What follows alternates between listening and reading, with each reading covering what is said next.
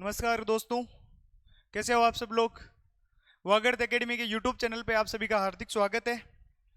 आज की परिचर्चा का हमारा मुख्य विषय है पीएसआई भर्ती 2021 में हाई कोर्ट का निर्णय, कैसे यह भर्ती प्रक्रिया हुई, अभी का आज का जो निर्णय हुआ है उसमें क्या क्या निर्णय लिए गए, क्या क्या विशेष छूट दी गई, आगे की संभावनाएं क्या है, सरकार क्या निर्णय लेगी, अभ्यर्थियों को क्या किया जाना चाहिए, आगे की एग्जाम की तैयारी किस तरीके से की जानी चाहिए।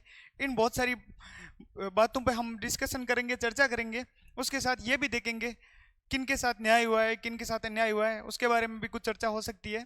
तो आज के भर्ती परीक्षा के बारे में जानने से पहले हम ये जानेंगे कि ये भर्ती प्रक्रिया कैसे चली, कैसा प्रोसेस था। तो इसमें पदों की संख्या लगभग 859 पद थे और लगभग 7.97 लाख अभ्यर्थियों ने फॉर्म भरा था, जिसमें से लगभग 4 लाख लोगों 3.80 लाख लोगों ने एग्जाम दिया। एग्जाम की प्रक्रिया हुई 13, 14, 15 सितंबर 2021 को। रिजल्ट आया 20,000 लोगों ने, लगभग 20,700 के लोगों के आसपास लोगों ने फिजिकल दिया। अब फिजिकल होने के बाद इंटरव्यू की तैयारियां शुरू हुई और आरपीएससी बड़े धूमधाम से तैयारियां कर रही थी इंटरव्यू के लिए। बहुत बड़ी वैकेंसी बहुत सालों बाद आई थी। 800 पद बहुत कम पद नहीं होते, बहुत सारे पद होते हैं।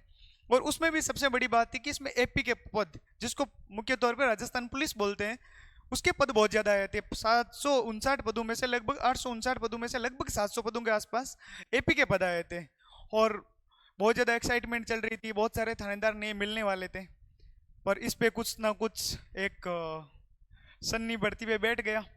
भर्ती प्रक्रिया इंटरव्यू के आसपास विवादों में आने लगी। इंटरव्यू हुए 3,3200 लोग, 3251 लोगों के आसपास लोगों के इंटरव्यू हुए। इंटरव्यू के कुछ क्लिप्स वायरल हुई और रिजल्ट आते आते ये क्लिप्स इतनी वायरल हो गई कि रिजल्ट आ भी गया, फिर भी लोगों का भरोसा उसी दिन से टॉपरों से उठ गया। बहुत सारे टॉपर्स ने अपने इंटरव्यू दिए, अपने कोचिंगों में, एकेडमी में जाके अपने आप को प्रूव करने की कोशिश की। हम टॉपर्स हैं, हम में क्वालिफिकेशन है, हमने सेल्फ नोट्स बनाए, हमने सेल्फ कोचिंग किया, बहुत सारी चीज़ें हुई। पर ठीक ठाक तरीके से ये समझ आने लगा था कि भर्ती बहुत ज़्यादा विवादित है और ऑलमोस्ट भर्ती फ्रॉड तरीका है। भर्ती में बहुत सारे फ्रॉड हुए हैं, बहुत सारी गैंगें एक्टिव हुई हैं, इन सारी चीज़ें हुई। अब आगे बढ़ते हैं कि आज की परिचर्चा में ये देखेंगे कि किस तरीके से भर्ती प्रक्रिया चली, निर्णय रद्द होने के कारण क्या रहे होंगे। तो इस पे बात करते हैं। भर्ती रद्द हुई 2021 पीएसआई की भर्ती। अब सबसे पहले कारणों की चर्चा करेंगे। सामान्यतः सब लोगों को यह पता है कि कारण, भर्ती रद्द होने के कारण यही रहे होंगे कि पेपर आउट हुआ है, कैसे क्या हो रहा हुआ है। पर इसका सबसे बड़ा कारण अगर देखा जाए तो किसी भी भर्ती परीक्षा में अगर किसी को निर्णय लेने में दिक्कत हो तो आप किसी भी वैकेंसी के, किसी भी भर्ती के, किसी भी एग्जाम के आप टॉपर्स को उठाओ। टॉपर्स को उठाने से आपको आइडिया लग जाएगा कि इसकी प्रोसेस क्या रही होगी। आइंस्टीन ने एक मशहूर बात कही थी, मशहूर कोट से उनका। उन्होंने ये कहा था, अगर आप किसी क्लास में टॉप आ रहे हो और आपको लगता नहीं है कि आप टॉप आने योग्य हो, फिर भी आप टॉप आ रहे हो, तो आपको ये, आप श्योर ये है कि आप एक बहुत खराब कक्षा में बैठे हो। सिंपल सी बात है। ऐसा ही परीक्षा की भर्ती में टॉप तो आ गए, पर वो एक खराब कक्षा में बैठे थे और खराब कक्षा के टॉपर हमेशा खराब होते हैं। इसी में यही हुआ कि टॉप 20 लोग, उसमें से 14 लोगों ने एसओजी ने गिरफ्तार कर लिया है। तो भर्ती की प्रक्रिया पे संदेह तो होना ही नहीं चाहिए कि इसमें करप्शन नहीं हुआ है, धांधली नहीं हुई। उसके बाद आगे बढ़ते हैं आरपीएससी खुद पे। आरपीएससी के मेंबर, उनके बच्चे पकड़े जाते हैं।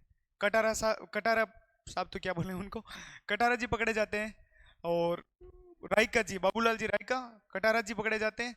राष्ट्रपति द्वारा आदेश लगभग पारित होने को है, राष्ट्रपति जी मोदी द्वारा, कि उनको सदस्य निलंबित किया है। अभी बर्खास्त करने की प्रोसेस चल रही है, उनको हटाने की प्रक्रिया चल रही है और निलंबन तो उन्हीं दिनों में हो गया था, वो जेल में बैठे हैं।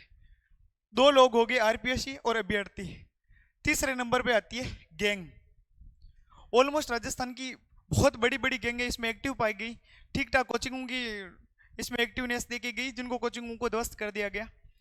तो कारण तो आपको सबको लगभग पता है, पर अगर आपको वो कारण पता नहीं कि आप टॉपर से ही निर्णय लो तो कैसे क्या रहा होगा। अब बात करते हैं नफा और नुकसान की। नफा और नुकसान में सबसे पहले उन लोगों की बात करते हैं जो लोग टॉप आए हैं। टॉप आने का मतलब ये नहीं कि जो इलीगल तरीके से हैं, जो सच में मेहनत करके टॉप आए। शायद ऐसा हम ये नहीं मानेंगे कि 859 में से 859 लोग ने पेपर चोरी किया होगा। कुछ 10-20 लोगों ने मेहनत की भी होगी। शायद की भी होगी, बहुत अच्छी मेहनत की होगी, बहुत बरसों की मेहनत रही होगी। बहुत लोगों ने एग्जाम छोड़े, अपनी अच्छी अच्छी नौकरियां छोड़ी है, टीचर्स की नौकरियां छोड़ी है। उन लोगों के लिए कुछ कहना चाहते हैं कि नफा और नुकसान में से क्या हुआ। निस्संदेह उनको नुकसान हुआ है, पर योग्य लोगों की एक पहचान होती है, वो अपने नुकसान को फायदे की तरह लेते हैं। फायदा मैं आपको समझाऊं। कोई टॉपर अपने आप को इस तरीके से, जैसे मुझे नहीं लगता कोई टॉपर आदमी अपने आप को, टॉपर इंसान अपने आप को इस तरीके से नहीं देखना चाहेगा कि आप तो 2021 की वैकेंसी के टॉपर हो। ये टैग लेके जाने से अच्छा है कि बिना जॉब रह जाओ, दूसरी जॉब ले लो, या वापस से तैयारी करके लग जाओ। ये टैग बहुत खराब है। आप में योग्यता है तो 2 साल बाद भी ये वाला माइंड तो नहीं है कि आपका माइंड एकदम वॉश हो गया है। हो सकता है 8 महीने 10 महीने की तैयारी के बाद लोग 40 साल की एज में भी एग्जाम क्लियर करते हैं। उनमें उन लोगों का भी सोचो कि आपके साथियों की वजह से, करप्ट साथियों की वजह से, उन लोगों ने, कुछ जो अभ्यर्थी है जिन्होंने सच में तैयारी कर दी, पर उन्होंने तो बिना थानेदार करके इस वैकेंसी का वेट भी तो किया है। आप तो कम से कम वर्दी का फील तो ले लियो, आपने भर्ती प्रोसेस के अंदर इन्वॉल्व इस तरीके से रहे हो, पकड़े भी नहीं गए हो, और आपने करप्शन नहीं भी किया होगा, फिर भी आप एक तरीके से आपने सैलरी भी उठाई है, ठीक ठाक तरीके से समय व्यतीत वहाँ पे कर दिया है, ट्रेनिंग ले लिया है, एक एक्सपीरियंस ले लिया है, और चर्चित भी हो कि आप थानेदार बने हो। पर उन अभ्यर्थियों का भी आपको सोचना चाहिए जिनका 3 साल कैसे निकले होंगे, जो आंदोलनों में बैठे रहे होंगे, उनकी भी तैयारी भी कोई खास नहीं रही होगी। और किसी भी प्रोसेस की तैयारी 3-4 साल तक तो नहीं होती। 2023 में एग्जाम हो चुका है, रिजल्ट आ चुका है, 21 में एग्जाम हो चुका है, 23 में रिजल्ट आ चुका है। उसके बाद उन इंटरव्यू वाले 800 में से 2000 लोगों में से कम ये मानो कि ठीक ठाक लोग मेहनत करने वाले ही होंगे। 3200 लोग हैं जिनका सिलेक्शन नहीं हुआ, वो मेहनत करने वाले रहे होंगे। तो आपके नुकसान को आप इस तरीके से ना देखो कि हमारा नुकसान हो गया और हम ही इस परीक्षा भर्ती की वजह से बहुत ज्यादा मुश्किलों में पड़ जाएंगे। ऐसे नफा किन लोगों को है? नफा तो संपूर्ण राजस्थान का हुआ है, संपूर्ण अभ्यर्थी सोसाइटी का हुआ है। किस तरीके से नफा हुआ है? अभ्यर्थियों की बात की जाए तो अभ्यर्थियों के अंदर एक कॉन्फिडेंस आया है। एक कॉन्फिडेंस, इस तरीके का कॉन्फिडेंस आया है कि आगे से पेपर लीक नहीं होंगे। अब इसकी संभावना क्या होती है, कैसे होती है, ये तो हम नहीं कह सकते, पर इतना जरूर है कि डर तो पैदा हुआ है। हम किसी भी पेपर लीक, वो जो लोग गांव में एक इमेज होती थी, शहरों में एक इमेज होती थी कि पेपर खरीदो और बन जाओ, वो डर लगने लगा है लोगों को कि क्या हो सकता है। कुछ आरएस अधिकारी जो टॉपर्स थे वो पकड़े गए। एक डर तो पैदा किया है इस वैकेंसी ने, और इंडिया लेवल पे डर पैदा किया है इस वैकेंसी ने, इतनी बदनामियां दी है। तो ये वाला सोसाइटी को लाभ ये हुआ है, अभ्यर्थियों को लाभ ये हुआ है। अब आगे बात करते हैं सोसाइटी की। सोसाइटी का लाभ यह है, इसको एक उदाहरण से समझो। आप 3 पोस्ट की कंपैरिजन करते हैं हम कि थानेदार का विकल्प क्या हो सकता है। मान लो आपका कुछ केस ऐसा हुआ है जिसमें आप जा रहे हो, थाने में जा रहे हो, और आपको लग रहा है कि थानेदार बहुत करप्ट है। आपके पास कोई प्राइवेट विकल्प है क्या? नहीं, हम तो प्राइवेट जांच करवा लेंगे। ये विकल्प टीचर्स में हो सकता है, डॉक्टर में हो सकता है। उन पोस्टों में भी करप्शन नहीं होना चाहिए, पर उनके कंपैरिजन में ये पुलिस की और प्रशासन की जॉब हमेशा सेंसिटिव होती है, क्योंकि उनका कोई विकल्प नहीं है, प्राइवेट विकल्प नहीं है। डॉक्टर के मामले में आपको डर लगता है डॉक्टर खराब है तो आप एक क्लिनिक में जा सकते हो। आपको टीचर्स के मामले में लगता हो तो आप एक English medium, Hindi medium private school में जा सकते हो। प्रशासन का वो कोई विकल्प नहीं होता। इसलिए बोलते हैं प्रशासन ऑलमोस्ट राज्य है, और राज्य करप्ट हो जाता है तो निसंदेह जनता एक तानाशाह के दब के नीचे मर जाती है, और उसमें क्रांतियां ही होती है। और ये एक छोटी मोटी क्रांति तो कही जा सकती है। अभ्यर्थियों ने 3-4 साल तक ठीक ठाक क्रांति की। अब तीसरी सबसे बड़ी चीज है, वो सरकार खुद ने क्या किया। सरकार ने एसओजी गठित की। भजनलाल सरकार बनी तो उन्होंने एक एंटी चीटिंग टास्क फोर्स गठित की, और एसओजी के अध्यक्ष वीके सिंह जी बनाए गए। उन्होंने बहुत अच्छी तरीके से जांच की। आज 64 अभ्यर्थी लगभग जेल में है, उनमें से टॉपर्स भी जेल में, जैसे आप बता दिया। तो एसओजी खुद अपने आप में ये बता देती है कि पेपर में करप्शन हुआ है, बहुत बुरी तरीके से करप्शन हुआ है। और हाईकोर्ट का निर्णय यह बता देता है कि इस पे कोई चर्चा की तो ज्यादा बात भी नहीं रह जाती। हाईकोर्ट ने बहुत लंबी डिस्कशंस की है, सरकार के पक्ष जाने, अभ्यर्थियों के पक्ष जाने, उसके बाद ये निर्णय लिया है। तो ये तो निसंदेह ये हो गया कि ये रद्द करना, इसमें तो कोई सवाल डिस्कशन का बहुत ज्यादा मतलब बनता नहीं है। इसके बाद हम पढ़ते हैं कि आज का निर्णय क्या हुआ। अब सबसे मेन तो यही है कि आज का निर्णय क्या हुआ और भविष्य क्या होगा। हाईकोर्ट ने आज दिनांक 28 अगस्त 2025 को एक निर्णय सुनाया। उसमें यह कहा कि पीएसआई की धांधली हुई है और इस भर्ती को रद्द किया जाए। इसके साथ हाईकोर्ट ने कुछ स्पेशल छूट दी और एक कल का निर्णय इससे जुड़ा हुआ माना जा सकता है।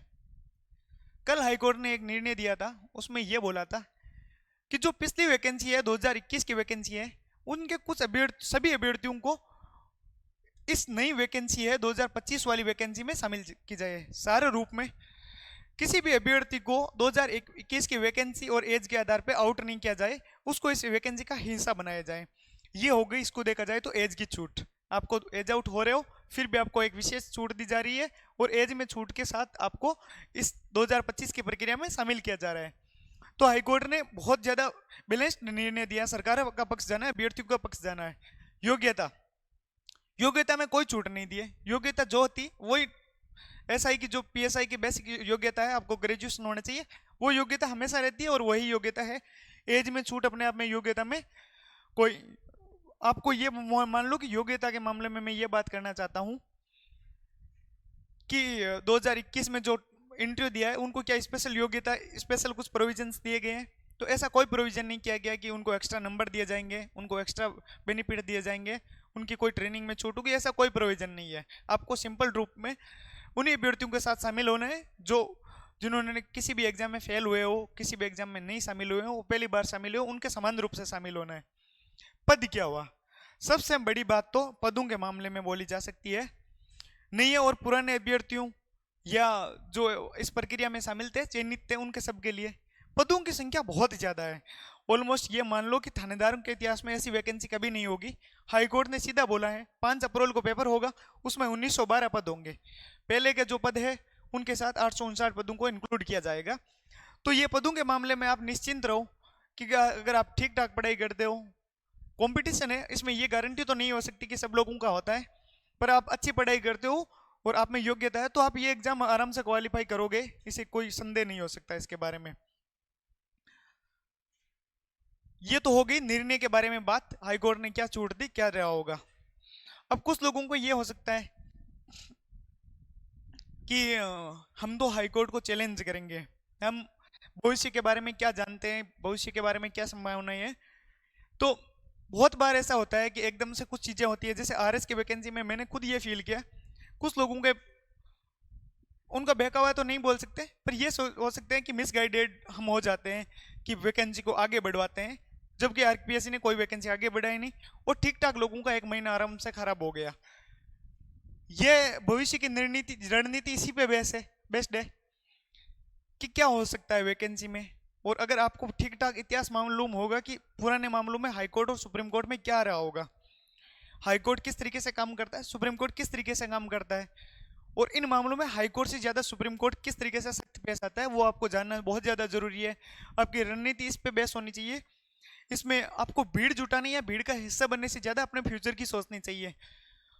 तो ये सुप्रीम कोर्ट जाना ये है उन अभ्यर्थियों के लिए जिनको लगता है हमने योग्यता से एग्जाम दिया था, हमें योग्यताएं थी और हमको सुप्रीम कोर्ट जाना चाहिए, हमको इस निर्णय को चैलेंज करना चाहिए। अब इसमें सरकार जाती है, इसकी बहुत कम संभावना ये है।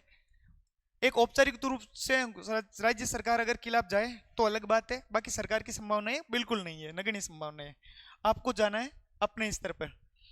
अपने स्तर पर जाने का सबसे मेन नुकसान ये है, आपको बहुत ज्यादा पैसे खर्च करने पड़ेंगे, आपको अपना बहुत ज्यादा माइंड खर्च करना पड़ेगा।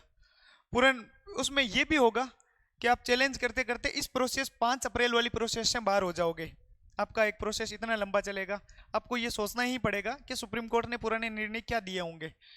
पुराने मामलों में अभी वेस्ट बंगाल का जो टीचर्स भर्ती का सीबीआई जांच का मामला था, सुप्रीम कोर्ट ने शायद उस मामले का नाम Sachin Kumar versus state of West Bengal था।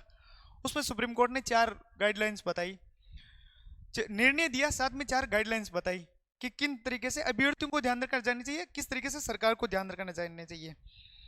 सुप्रीम कोर्ट ने पहला चीज बोला, महत्वपूर्ण चीज बोला, तथ्य यह था कि भर्ती प्रक्रिया में अगर धांधली है उसको रद्द किया जाना चाहिए या नहीं किया जाना चाहिए। सुप्रीम कोर्ट का स्पष्ट मानना था। अब अगर अधिकांश लोग, अधिकांश का मतलब ये हो गया 50% + 1 अभ्यर्थियों के बारे में ये राय हो, सामान्य सोसाइटी की राय हो, सरकार की राय हो, जांच एजेंसियों की राय ये हो कि इस भर्ती प्रक्रिया में कुछ ना कुछ धांधली हुई है, तो उस भर्ती प्रक्रिया को बिना सोचे बहुत ज़्यादा देरी की उसको रद्द कर दिया जाना चाहिए। सुप्रीम कोर्ट ने दूसरी सलाह दी अभ्यर्थियों को जो चयनित थे योग्यता से। उन्होंने सुप्रीम कोर्ट ने यह बोला, जो मैंने पहले बताया, सुप्रीम कोर्ट के निर्णय से ही प्रभावित था कि आपको लगता है आपके साथ अन्याय हुआ हो, पर किसी समाज के अन्याय से ज़्यादा समाज के साथ अन्याय होने से ज़्यादा स्वयं के साथ अन्याय होना ज़्यादा ठीक रहता है। कि आपको अगर 20-50 लोगों को ये लगता है अन्याय है, उससे अच्छा है कि सोसाइटी के साथ अन्याय नहीं होगा। आप में से अगर 500 लोग एडिशनल एसपी बनते, मुझे ये लगता है कि इन 900 लोगों में से लगभग 500 लोगों की एज 25 साल रही होगी, 24-25 साल। उन 24-25 साल लोगों को एडिशनल एसपी बनते, एक ऑलमोस्ट जिले का भार उनके पास होता है, पीएचक्यू उनके कंट्रोल में चलता है, राज्य पूरा उनके कंट्रोल में चलता है। आज से 35 या 30 साल बाद ऑलमोस्ट पूरा करप्ट राजस्थान पुलिस होती अगर ऐसा ये भर्ती होती, क्योंकि कुछ तो उनका 2-3 साल तक तो कंट्रोल रहता है एडिशनल एसपी के पोस्ट में, और पूरा का पूरा बेच राजस्थान को लगभग आपसे 30 साल ऐड कर लो 2026 से, तो 2056 के आसपास राजस्थान एक करप्ट राजस्थान पुलिस होती। इससे हम बच गए। तो जाना नहीं जाना ये आपका डिसीजन है, आपको जाना चाहिए, आपको पास टाइम है तो बिल्कुल जाओ। पुराने मामलों में यही है। सुप्रीम हाई कोर्ट तो फिर भी कुछ मामलों में निर्णय लेने में थोड़ी देरी करता है। सुप्रीम कोर्ट का स्पष्ट पक्ष है, समाज सबसे ऊपर है, ना सरकार ऊपर है ना करप्ट लोग ऊपर है। सुप्रीम कोर्ट स्पष्ट मानता है।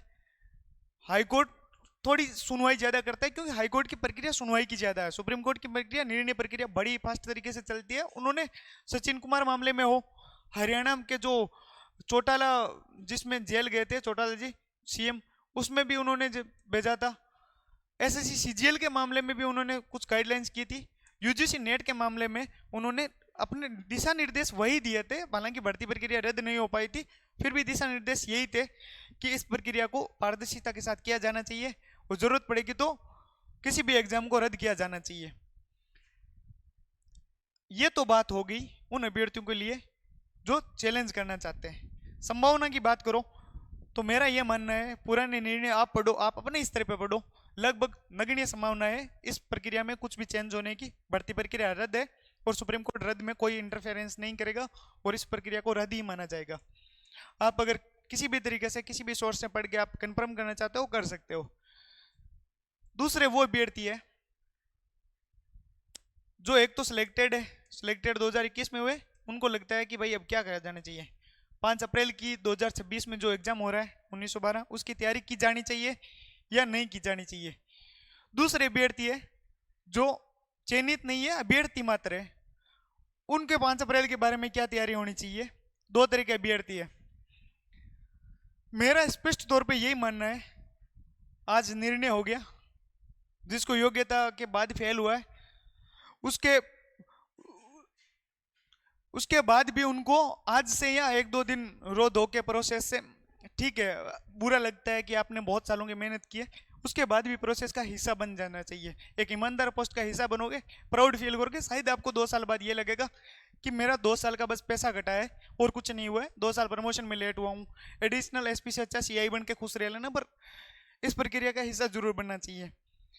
आप किसी भी तरीके से रिसोर्सेज को आपको दिक्कत भी नहीं होगी, क्योंकि आप उस प्रक्रिया से, उन सिलेबस से, उस पीवाईक्यू से बहुत ज़्यादा वाकिफ हो। आप नए अभ्यर्थियों से लगभग 50-60% सिलेबस कवर करने के मामले में आगे हो। आपके शॉर्ट नोट्स होंगे, आपकी सेल्फ कोचिंग होगी, तो 5 अप्रैल 2026 की प्रक्रिया का आपको हिस्सा बनना ही चाहिए, बहुत अच्छे तरीके से बनना चाहिए। आपको आजकल में 2-4 दिनों में लग जाना चाहिए और इस प्रक्रिया में पुरानी वर्दियों को साइड में अभी रख के तैयारी से लग जाना चाहिए। कुछ नहीं होता, बहुत सारे एग्जाम, बहुत सारे, आप ये सोच सकते हो कि मैं 1 नंबर से फेल हो जाता तो क्या करता, आप पुरानी जॉब में जाते या नहीं तैयारी करते। जिनको ये लगता है कि प्रोबेशन पीरियड नहीं हुआ है, पुरानी जॉब में जा सकते हैं, वो तो जॉब में जाए। जिनको ये लगता है तैयारी करनी चाहिए, वो तैयारी करें। तो यही रहा है, मुख्य संदेश यही है। हाईकोर्ट का निर्णय है, उसका सम्मान, मुख्य संदेश हाईकोर्ट के निर्णय का सम्मान किया जाना चाहिए।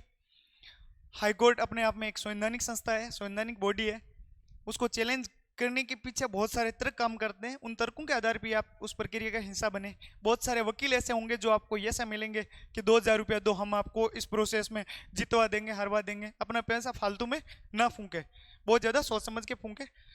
इसमें आपके टाइम पैसे से ज़्यादा आपके टाइम की बहुत, प्रोसेस की बहुत हानि होती है। आप किसी प्रोसेस में मुख्य तौर पे इन्वॉल्व हो जाते हो, आप कुछ ग्रुप्स बनाओगे, सुप्रीम कोर्ट में ऐसा ही मामला, सुप्रीम कोर्ट का ऐसा ही मामला, ट्विटर ट्रेंडिंग का हिस्सा बनोगे, उससे अच्छा है आप लाइब्रेरी का हिस्सा बनो, टेस्ट सीरीज का हिस्सा बनो, किसी भी उस प्रक्रिया का हिस्सा बनो जो फायदेमंद साबित हो सकती है, आपको नेगेटिविटी से बचा सकती है। तो आज का मुख्य मैसेज यही है कि एसआई भर्ती के मामले में आप निश्चिंत होकर पढ़ाई करो, भविष्य बहुत ही अच्छा होने वाला है, आप एक ईमानदार भर्ती प्रक्रिया का हिस्सा बनने वाले, ऐसे हम उम्मीद करते हैं। सरकार शायद इस तरीके से पेपर करवाए जो हमको प्राउड फील करवाए। बहुत बहुत धन्यवाद आपका, आपने इतनी देर तक सुना। और ये मेरे से ज़्यादा इस वीडियो में मेरे को ना खुशी है ना मुझे इसमें कोई ऐसा दिलचस्पी दिखती है कि ऐसे कुछ एडमिशन आने वाले हैं, ऐसा कुछ। ये वीडियो उन लोगों के लिए ज़्यादा है जो बहुत ज़्यादा द्वंद्व से जूझ रहे हैं कि हमको क्या किया जाना चाहिए। डूबते को तिनके का सहारा, मैं बहुत ज़्यादा योग्य नहीं हूँ आपको बताने के लिए, पर इस प्रक्रिया में इतना बता सकते हैं कि जब बहुत ज़्यादा दुविधा में इंसान होता है तो 40 साल के इंसान को भी 5 साल का 10 साल का बच्चा ये बता दे कि आपको ये किया जाना चाहिए। फिलोसफी में एक मशहूर कोट्स है आपको कि फिलोसफर बनने के लिए हमेशा आपको बच्चा बनना पड़ता है। तो सीखने की प्रक्रिया में मैं आपको सिखा सकता हूँ, और अब मेरे से छोटा 15 साल का बच्चा भी आपको बहुत सिखा सकता है। तो अच्छे फिलोसफर बनो, अच्छे लोगों से सीखने की कोशिश करो, पॉजिटिवनेस कहीं से भी सीखी जा सकती है। और शायद मैं कुछ एक चीज़ अगर बता दी, इस वीडियो के पीछे रिसर्च तो रही ही होगी, तो इस रिसर्च में ये हो सकता है कि आपने कुछ ऐसे पॉइंट्स नहीं नोट किए होंगे जो शायद मैंने नोट कर लिए होंगे। तो उन पॉइंट्स को सुन के आपको शायद अच्छा फील हो, आपको ये लगे कि ये बातें मेरे फ्यूचर से जुड़ी हो सकती है, मेरी संभावनाओं पर जुड़ी हो सकती है, मेरे रेस्पेक्ट से जुड़ी हो सकती है।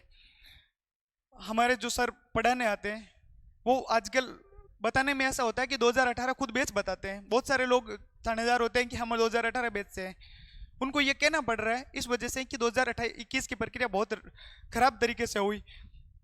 तो आपको हमेशा ये ध्यान रखना चाहिए, आप उस प्रक्रिया से, उस प्रोसेस का कभी हिस्सा नहीं बनना चाहोगे जो समाज में बहुत ज़्यादा बदनाम है।